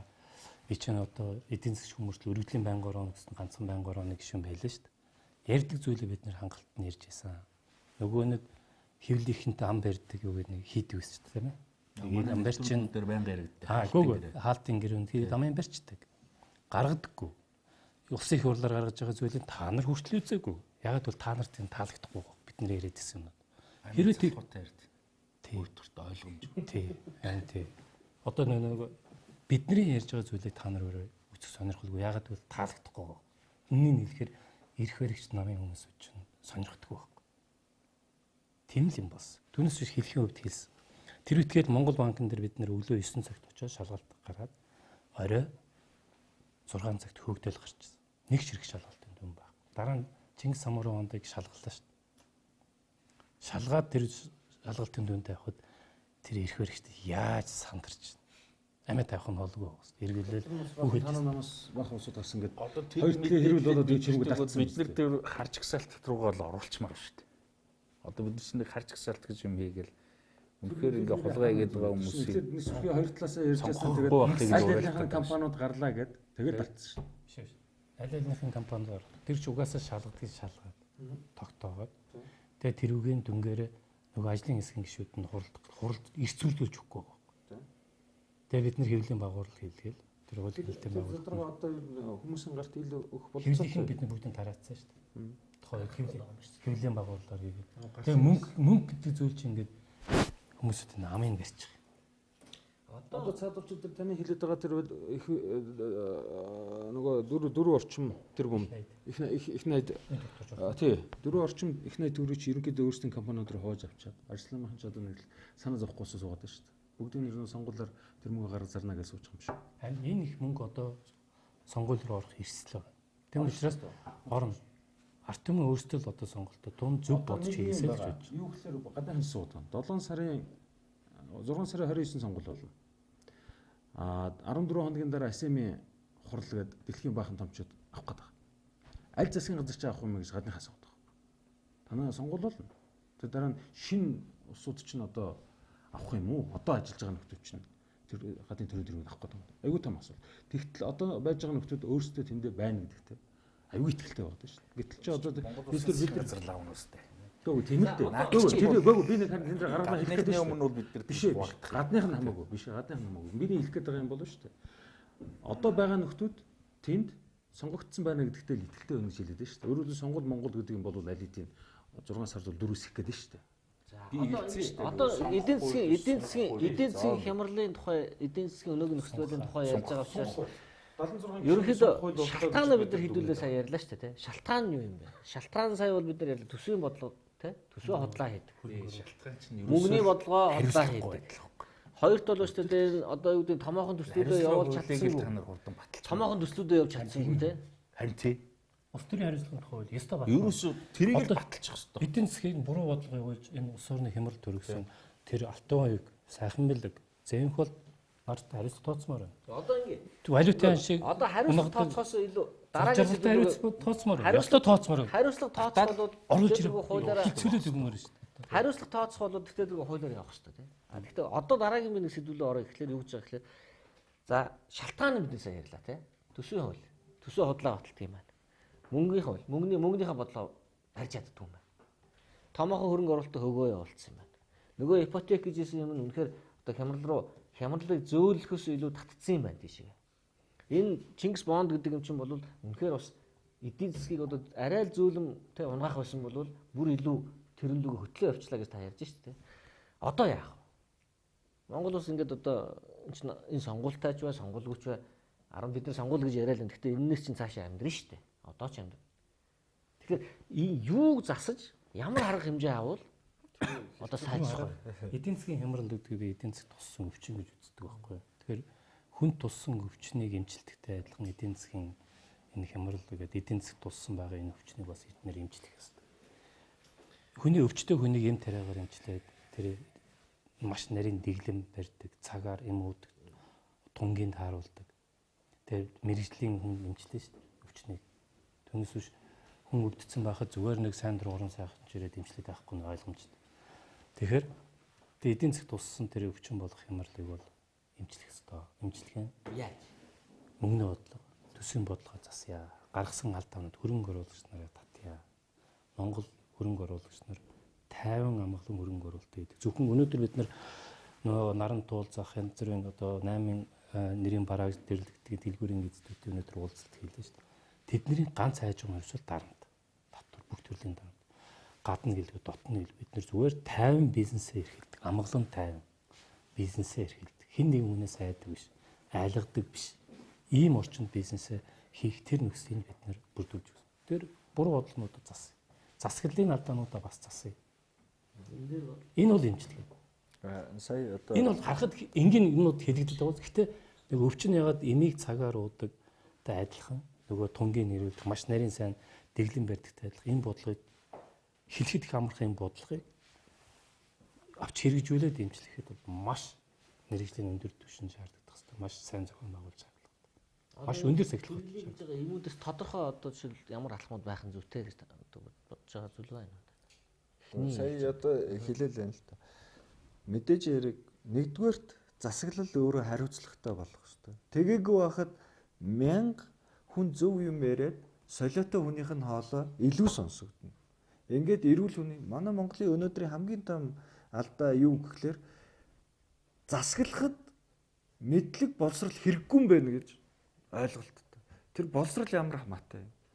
Уучлаарай. Яг саяхан шиг эмнэлгийн юун дээр мясцлын өрөөнд тэр боловсролч улсыг хөгжүүлэх биш улсаас сулгайлахад зориулагдаад байна л гэж иргэд хэлээд байгаа байхгүй юу? Тэгтээ шүү дээ. Би өөрөөс чинь нэг юм асууя. Монголын сэхэтнүүдийг яагаад ингэж оромжилж байгаа? Энэ хашгираад байгаа энэ хүмүүс чинь Монголын сэхэтнүүд биш шүү дээ. Монголын сэхэтнүүд биш шүү дээ. Мясцлын өрөөнд өнөөдөр хин нэгний амийг аваад тэгээд энэ болж байгаа юмд дургуцаа яг чам шиг дургуцаад мөн хулгайч нар гэдээ бодоод явж байгаа. Энэ өнгөрч байгаа хүмүүс Монголын сэхэтнүүдийн төлөөлөл биш. Монголын сэхэтнүүд муу ист оюутнуудад хичээлээ заагаа явж байгаа. Түүнээс энэ тэнд бөөд мөргөөд явж байгаа хүмүүс нь биш шүү дээ. Сэхэтнүүд дугуйл сууж байгаа. Тэгэд сэхэтэн байх нь одоо юу гэдэг үнэнч биш байхдаа ягаад заавал сэхэтэн хүн үнэнч биш хуурамч байна гэж бодоод байгаа. Ийм хослолыг ер нь хэн гаргаж худлаа хүмүүс нь гаргаж ир тавиад байгаа. Тэгэхээр энэ төрийг чинь аваад явхад нэр боловсралтай үнэ урдаа гаргаж явахгүй юм бол эмнэлгийн сэхэнд хөвтөж байгаа хүнийг нэг хүн хурж ирснэ би их орондоо хайртай гэд хагалгаа хийлгэх гээд байгаа байхгүй. Яг хүний организм шиг. Энэ эдийн засаг гэдэг чинь санхүү, эдийн засаг, хөрөнгө оруулалтын бодлого энэ бүгдийг маш нарийн цоотой тунгийн тааруулж явж ийж бид нар яг наадах чинь ингээд 25 жил ингээл яг л наадахар чинь бодоод л итгээл сонгоод л тэгэл таад ээлжлээл засгаа барайл ингээл яваад байгаа байхгүй юу? Мөнхөд бол таад Тэгтэл хаач нөгөө чинь өөрөө агентгийн дарга байсан шүү дээ. би бол гүйцэтгэгч л байсан. Бодлого гаргадаг хүн бол биш. Тэгтэл одоо жишээ таадын гэж жишлээд байгаа босролгүй гэдэг байгаа нь хөрхийн нөгөө дипломгүйгээр юм уу гамбаах шүү. Гамбаа бол ганцаархнаа шүү дээ. Тэр их хурл чинь 76 кнопор асуудал шийддэг үстэй. Үгүй. Олон хоёроо шийд. За олон. 76-аар биш. Тий. Тэгтэл Ганбаатар ганцхан биз дээ. Ганцхан бол арц намын дарга зэнх бол юу гэж хэлнэ? Тэрүүгээр ихэнх нь дардаг. Тэгвэл Ганбаатар шийддэг л байгаа. Зэнх бол шийдэд байгаа байхгүй. Тэгэхээр ягаад та нар Ганбаатарыг үргэлж муулаад байгаа? Ганбаатарын хүний нэр хэлэх жил хэллээ шүү. Чил өөрөө дипломгүй тэгээгүй шүү дээ. Инээтэрэгээл ингээд тэр чинь өөрөөр хэлбэл наа чинь айгүй хариуцлагагүй яриа. Өөрөөр хэлбэл дипломтой олонхууд нь хариуцлагагүй байгаа учраас л чи өөрөө ингэж ярьж байхад нөгөө алдаагаа юм гаргаж ирээд байгаа. Чи ингэж ярьж байхад үү шүү дээ. Яаж чи ингэж ийм юм айгүй ердийн юм шиг, боломжийн юм шиг хараа. Өөрийнхөө сэхэтнүүд рүү нулимцсан үндэстэн яаж их хурлын 76 дотор бол дипломгүй 2 хүн байгаа л гэж би ойлгож байгаа шүү дээ. Үгүй чи дипломыг ямар аргаар авцсан? За би шууд нэг юм хулгайч аргаар авцсан. Бүгд шүү дээ. Бүгд англи хэлтэй. Гэхдээ тэнд яг англи хэлтэй хинбэ гэдэг нэрээр 1 2 тэгээ байхгүй. Ийм юмны тухай ярьж байна. Одоо энэ дээр бид нар ингээ хариуцлагатай байх хэрэгтэй. Чи өөрөө хариуцлагатай байх хэрэгтэй гэж хэлж байна шүү дээ. Төрийн байгууллага хариуцлагатай. Бид бүгд өөрсдөө бас хариуцлагатай байх хэрэгтэй. Тэнд байгаа олонхороо коноп дараад бурууц. Тэр үед нь сүрж буруу зүйлийг нь хэлж исэн хүмүүсүүдийг хольж судахж ярьж байгаа чинь бас хариуцлага үгүй шүү дээ. Эдийн засгийн бодлого чинь буруу явчлаа гэж 2013 оны 4 сараас хойш орилсон үний нэг нь бий. Тасралтгүй. Та одоо Twitter, Facebook-т орил тэрийг. Тэгэх юм бол би Facebook дээр дэмжээ авчир. Би Facebook дээр байдаг юм аа. Нилээд итгэвтэй байдаг. Тэрүүн дээрээ би 37 мянга. Facebook дээр, Twitter дээр бол би итгэвтэй байдаггүй. Twitter руу ордог. Усаад албач ухаантнууд байгаа. Тий, нэг хүнээр дутчих болох баха. Тэрүүгээр би илэрхийлээд байнга илэрхийлээд явж байгаа юм хөөе та. Миний Facebook руу ороод яв. Хэлж ийсэн үг болгоно би тэнд тавьдаг. Буруу зүйлийг би буруугаар нь хэлж явж ирж байгаа. Буруу зүйлийг бас буруугаар нь хэлэх хэрэгтэй байна. Тийм ээ зэрэг тулгаа.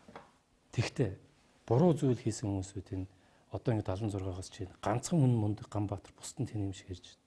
Тэгж бас болохгүй. Ардын ном ирэх байж байгаа та нар ардсан ном байж байгаа та нар хамтраад ажил хийж чи төрийн ажил хариуцлагатай ажил хийж том салбарт чи өдөртлийн ажил хийж ирсэн. Тийм учраас бид нар хэлж ярьж байгааг бас хариуцлагатай байхгүй бол үнэхээр болохгүй. Бүгднгийн харлуулах бас оролдоод хэрэггүй. Туйлшраас хэрэггүй байна гэдэг нь чи хариуцлагатай байхыг шаардж бол чиний үгнээс гоо. Хариуцлага шаардж байгаа чи өөрөө бас хариуцлагатай байх хэрэгтэй. Бүгд бид нар хариуцлагатай. Бид нар улс төрчдийн хариуцлагатай болохын тулд л энэ хулгайчгүй Монгол гэдэг хөдөлгөөн чи эхлээд яваад байгаа байхгүй. Одоо чи жишээлбэл ингэж яана л да. Тэгээ наад чинь би нэг сайн ойлгосон. Юу хулгайчгүй Монгол гэдэг шүү дээ. Тэр нөгөө энэ 13, 14 онд тэр хүмүүстэй яахгүй. Ягаад заавал сонгуулийн хэд хоног тааруул зарлана гэдэг. Тэгэхээр надад ч ус төр болж харагддаг байхгүй. Хинч сериосны хүлээж авахгүй. 92 оноос өмнө хойш хийгдсэн бүх үйл явдлуудад оролцсон бол тэрийг нэргэд хар үйл явдал гэд нэрлээд байгаа бол тэр хүмүүсийг битгий нэр дэвшээч л гэж байгаа юм. Гэхдээ ягаад наадхаа өмнө ингэж явуулдгүй заавал сонгуульд тааруул. Өөр ингэж харж байгаа юм аа. Хулгайч хүмүүс чинь өөрсдөө нөгөө хулгайгаа хийж байгаа баригдаад аргагүй болгоод ирэхлээрээ хулгайчийг барьна гэж хамгийн дөрөнд хамгийн чанга орилдог л байхгүй юу та. Тэрний нэг арга хэлбэр шүү дээ. Тэгээд наадхаа сонгуулийн өмнө тайлбарлаад байгаа байхгүй юу? Сонгуулийн өмнө наадхаа чи хийж байгаа ганцхан шалтгаан нь тэр. Тэгээд өстө дээ наадах чинь өөрөөр яаж улс төрчдийг хариуцлагатай болгох вэ? Хулгайч гэж шарлсаар хагаад одоо хулгайч гэж шарлсаар хагаад үнэхээр одоо худалчдын гарт оруулах гэж байгаа байхгүй юу? Худлаа ярьдаг хулгайч юм. За одоо үгүй мөхтэ. Одоо сүүлийн 10 минутаагаас хүн болгонд би ээлж эцсийн үг нэгэцгүй. Одоо нэвтрүүлэг хаах гэж байгаа учраас бид нар дуртай сэдвүүг эргээд орчлаа шүү дээ. Чөлөөтэй ярьдаг хүмүүс. Тэгээ шүү дээ. За сайхан нар зүй явчих. Мөхтэ. Өвий дахиад нэг асуулт ингээл дотор асуухгүй л болохгүй ингээд байгаад байгаа. Би нэг дүгнэлт мөгнэлт эдийн засгийн асуудал дээр ярих хариуцлагагүй юм болно. Тийм учраас одоо залуучууд бид нар ярьдаг байхгүй. Гэхдээ бид нар дээр ийм тийм нарийн шир юм тоо мэдээлэл байхгүй. Гэтэл амнаас ам дамжаал ярьж байгаа. Ерөөсөө Монголын нийт хадгаламжийн одоо 98% тэ тэр нь ерөөсөө 2% дээр нь төвлөрсөн байна. Тэгтэл нөгөө үлдсэн хэсэг дээр нь өөрөөр хэлбэл хоригдлол гэж юм ерөөсөө юуч байхгүй. Тэгэхээр л өөрөөр хэлбэл нөгөө 2% төлөө нөгөө 98% нь л одоо амьдарч байгаа юм биш үү гэдэг ийм л юм яриад байгаа. Өөрөөр хэлбэл гол бохимдол дургуутсал ерөөсөө тэрэн дээр л байгаад байгаа. Тэгэхээр яг бодтой байдал яг ямар байна. Та тэрийг л надад сайхан хэлээд өгч. Тий. Би өнөөдөр сая тойргоор явж ажиллаж байгаад ирсэн. Тэрийг харсан чинь ардсан намын дараа зэн их болдог нэг үг хэлчихжээ. Бид нар хоримтлалтай улс болгочихжээ гэж. Монголчуудыг хоримтлалтай болголоо. Хоримтлалтай орн болгосоход бид нар одоо чухал үүрэг гүйцэтгэлээ гэж ардсан намын дараа зэн их болд хэлсэн байна. Чиний байсан намын чин дарга. Айл өнгөрсөн үе юм шүү дээ. Үгүй яах би тэрүүгээр санаал байгаа юм л. Тим юм ярьсан байна. Зэнх бол дүний ярьсан гэж бодож байна. Чи асуулт асуух. Бидний дунд бодтой байгаа яриа үгүй. Зэнх болтын яриаг зөв гэж бодож байна чи. Мэдэхгүй. Тийм л. Тэгвэл чи надад асуултаас надад сериус нь асуух. Тэгэхээр өөрөөр 98% нь үнэхээр хоримтлал байхгүй байгаа юм бол зэнх болд гэдэг хүн чинь Монгол улс 98% хэлчлээ шүү дээ. 2% дээр нь байгаад энэ яг бодтой тоо юм уу л гэсэн. Гэхдээ зээн хол гэдэг Ардс намын дарга хүн Монгол улсыг хоримтлалтай улс болгочлоо гэж хэлж байна шүү дээ. Үнэн үү? Худлаа. Яагаад вэ? Сая 2 сард гарсан тэр үзүүлэлтүүдийг аваад үз. Нийгмийн эдийн засгийн үзүүлэлтүүд. Иргэдийн хийсэн хадгаламж доллараар байгаа. Төгрөгийн хадгаламж хоёулаа байна. Хоёулынгийнхын хэмжээ бус. Энэ хуримтлал. Би тэр банкны нийт хадгаламжийг ярьж штэ. Иргэд чинь нэг төгрөгийн анчны эрсдлээс суудаа зарим доллараар хадгалдаг, зарим төгрөгөөр хадгалдаг. 2 сарын байдлаар 2 сар харьцуулахад өмнөх хугацаанаас хоёулаа хэмжээгээр бууцсан. Энэ нөгөө нэг зээн хол тэтгэвний яриад байгаа хоримтлал үгүй шүү дээ. Хоримтлал гэдэг эдийн засгийн яг момоо ёсоор нь хоримтлал гэдгээр хэд хэдэн зүйлийг нэмж хэлдэг. Улсын төсөв ашигтай байвал ашгийг нь улсын хоримтлал тооцож бидний хадгаламжаар асуугаад байгаа. Үгүй ээ. Улсын хэмжээний хадгаламжийн 98% нь 2% дээр нь байна л. Би бүгдийг нь ярьж шүү дээ. Монгол улсын хэмжээний хоримтлал гэж юу вэ гэхээр нэгдүгээрт нь улсын төсөв ашигтай бол энэ хоримтлалд орогдно. Төсөв алдагдaltaй бол энэ хоримтлал биш. Тийм ээ? Дээр нь аж ахуйн нэгж компаниудын олсон ашиг биш ашиг. Энэ хоримтлалд орж ирдэг. Иргэдийн олсон соёлыг гаргасан тэр аюугаа хадгаламж хэлбэрээр хадгалж. Эднэр нийлжээж тухайн үндэсний улсын хоримтлал болдог байхгүй юу? Чиний асуусан асуултан дээр улсын хоримтлал гэж байхгүй. Өөрийн хэмжээнд нэмэгдсэн.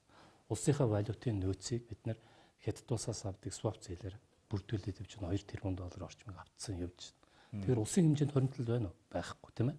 Төрийн хэмжээнд. Аж ахуйн нэгжүүд ихэнх нь зээлээ төлөхөж чадхаа болоод албан ажлагчдаа цомготхоод нөөцөөрөө нэг хэсэг явсан гэдэг нь 10 өмнөх хүртэл нөөцөөрөө жоохон хоримтлуулсан нөөцөө бүгдийг шавхаад зээлээ ташаахад одоо бид нар чи харахгүй ирхэн зогсож шít. Тэгэхээр энэ хувийн хвшлтээр хоримтлал байна уу? Байхгүй.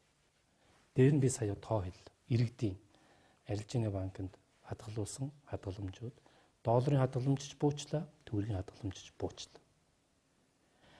Нэг үгээр хэлэхэд хүн өөрийнхөө хөдөлмөрөөр шудраг хөдөлмөрөөр мөнгө олсон байвал тэрийг нь одоо ялгаж үзээд яах нь бэ? Битгэд тийм ээ. Шудраг хөдөлмөрөөр хүн мөнгө олоод өндлөө явж байгаа нэг яг 5-10 цаасаа болоод хүүхдийнхээ ирээдүйн сургалтын зориулаа хийцэн байна. Өөрийнхөө ирээдүйд тэтгэврт гаргахаа зориулаад хийцэн байна. Янз бүрийн ингээ хоримтлууд нь тэрний тийм байгаа ингээд эн чинь ингээ буучж байна. Хадгаламжуудын нийлбэр нь бүр 2% л байна гэдэг аахгүй.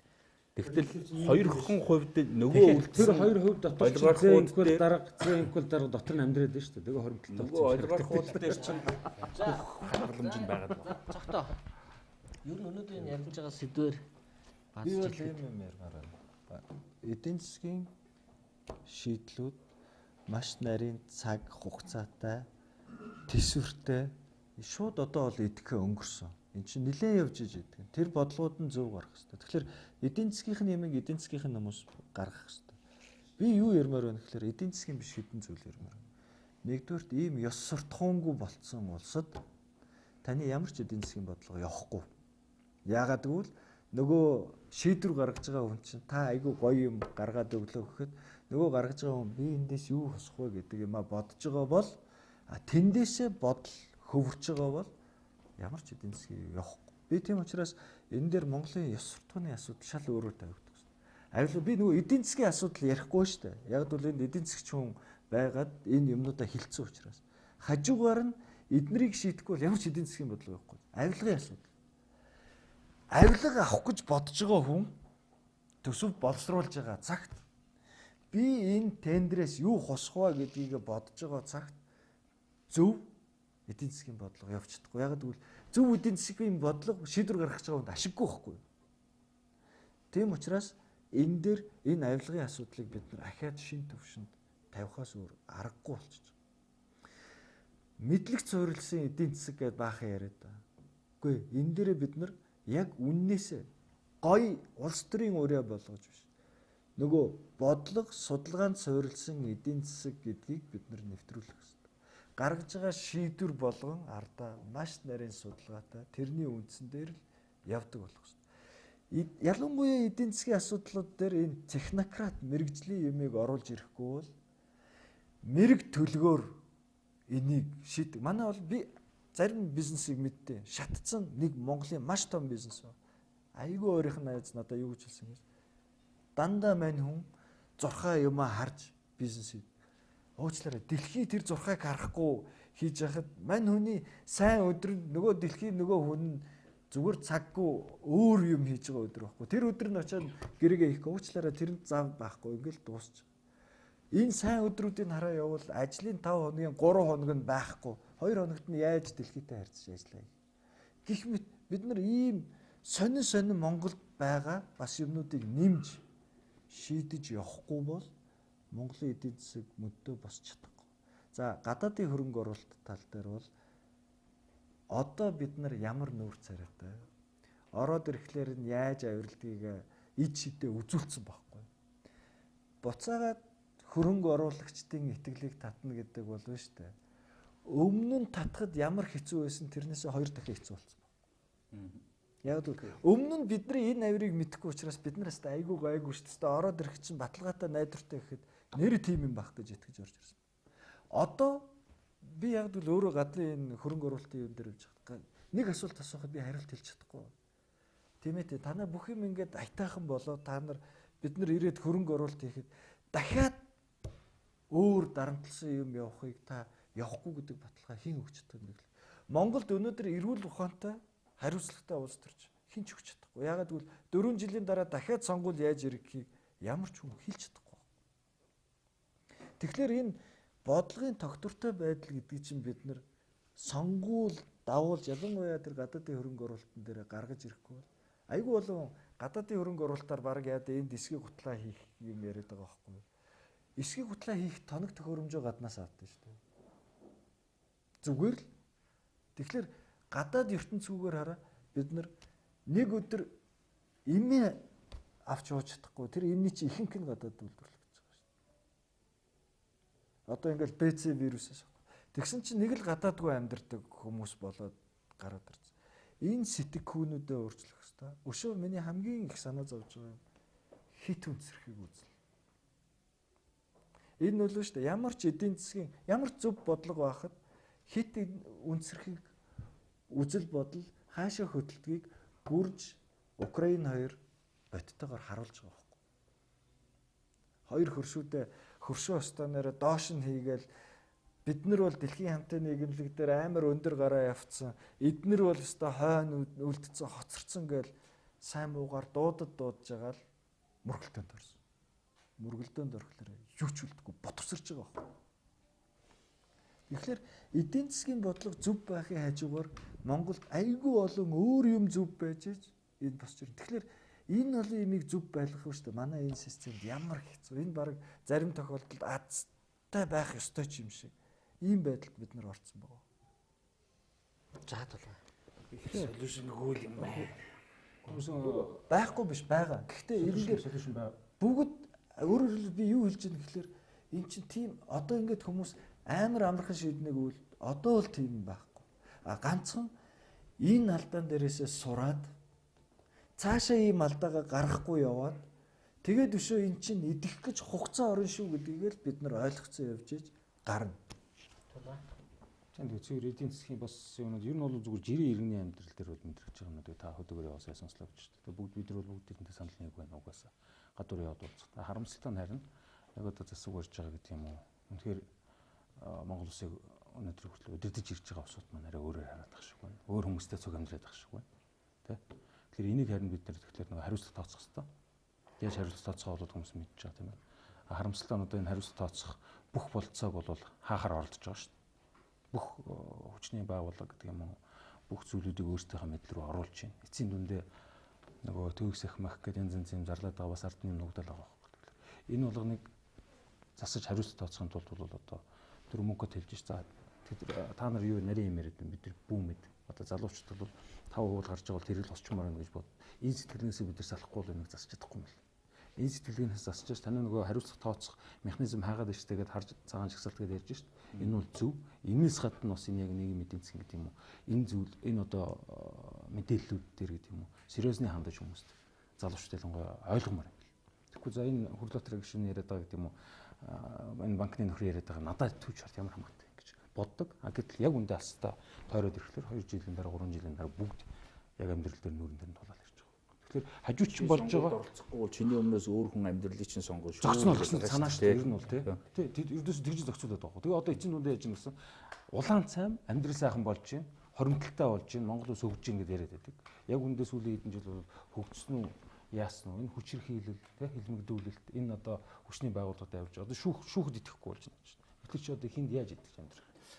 Энэ юу байна шүү дээ. Сая үндэснэ татврын дарга засаг хурлын чуулган дээр хэлсэн үг ээ. Нийтдээ нэг 50 мянган аж ахуй нэгжээс татвар төлдөг нь 24 мянган аж ахуй нэгж байдаг. Үүнээс 11,260 аж ахуй нэгж хууль хяналтын байгууллагад энэ 12 он сонгуулиас хойш шалгагдсан бий. Энд чинь л нийгэм хэлээд шүү дээ. Өнөөдөр тэр зах дээр 8 хийдэг, арилжаа 8 хийдэг, 8 нэрийн барааны дэлгүүр хийж байгаа хүмүүсүүд үнэхээр дарамттай сайж байна. Одоо 3 сарын 16 гэхэд тэр кассын машин тавьж нөөтөд төлөгч ингэж төлдөг нөгөө интернет эднэртэй холбогдохгүй бол 500 мянгаар торгоно шүү. Ирээл ерөөсө тас гээл ингэ явчихж байгаа. Энэ чинь өөрөө бүрдүүлдэг бос очтол. Энэ хамгийн орлогод өссөн нэг бүх нэр төрөл дуусна. Ганцхан торгуулийн орлого өссөн шүү. Бас ичмэр те. За баярлалаа. Яг өнөөдрийн энэ сэдвийг бас базаж ер нь хэлэхэд бол хямрал бас яг бодтоор арай эхлэв байгаа шүү дээ. Ер нь тоо үзэх юм. Эхлээд явж байгаа. Өнөөдрийн аль хэд явж байгаа шүү. Эн чинь 3 квартал угсран хасах руу орж шууд стагнац боллоо явчихсан. 3 улирал дараалаад унахаар тэр үедээ хямралтай гэж үздэг байх. Ягаад гэвэл энэ нэг хэм явж байсан бизнесийн орчинд алдагдаад эхлэхээ хэлж байгаа. 3 улирал дараалж байгаа. Гэтэл 13, 14, 15, 3 жил дараалаад унчаар яах вэ? өнөөдөр тэгэхээр яг миний хэлэх гээд байгаа юм бол эдийн засгийн өнөөгийн нөхцөл байдал хэдий одоо хямрал бид нар нэлээд 2-3 жил явлаа гэж ярьж байгаа боловч улам тийм муудах их хүн нөхцөл рүү бүр орох магадлал аюу харагдаад их байна.